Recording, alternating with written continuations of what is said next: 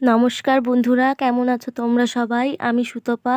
এটা আমার প্রথম মিনি ব্লগ। আমি সারাদিন কি করি চলো তোমাদের সাথে শেয়ার করি।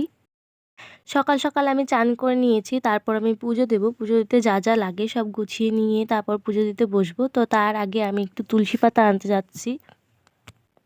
প্রথমবার ভিডিও করছি, এর জন্য অনেক কিছু ভুল ত্রুটি হবে, তোমরা একটু অ্যাডজাস্ট করে নিও। আস্তে আস্তে সব ঠিক করে নেব। তারপর আমি তুলসী পাতা এনে পুজো দিতে বসলাম। পুজো, প্রদীপ, ধূপকাঠি ধরিয়ে যা যা করতে হয় করে তারপর আমি পুজোটা কমপ্লিট করলাম।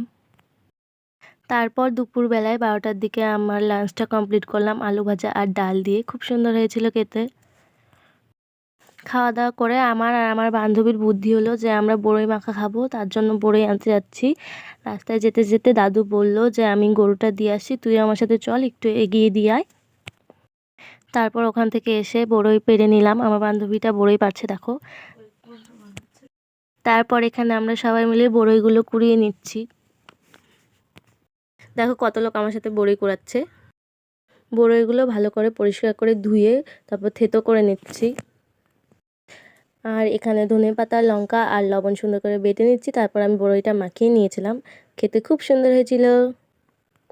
তারপর আমি একটু ঘুমিয়েছিলাম। ঘুম থেকে উঠে আমার কিছু খেতে ইচ্ছে করছিল, তো আমি এখানে ম্যাগি রান্না করে নিয়েছি। তারপর আগে একটু ঝোল টেস্ট করলাম, ঝোলটা তো ভালোই হয়েছে। এবার ম্যাগিটা খাই। ম্যাগিটাও ভালোই হয়েছে। তারপরে আমার দিদির মেয়ে সৃজি, ও খুব কান্নাকাটি করছিল, তারপর একটু বিছানাটা করে দিলাম সুন্দর করে, ও ঘুমাবে। তারপর ডিনারটা কমপ্লিট করলাম সেদ্ধ ভাত খেয়ে। তারপর ঘুমানোর আগে আমি একটু চিরুনি করছিলাম, সুন্দর করে চুলটা বেঁধে ঘুমাবো। সারাদিন চিরুনি করি নাই, তো একটু সময় নিয়ে চিরুনিটা করলাম। তারপর আমি ঘুমাতে চলে এসেছি। তোমাদের কেমন লাগলো আমার ভিডিওটা অবশ্যই জানিও।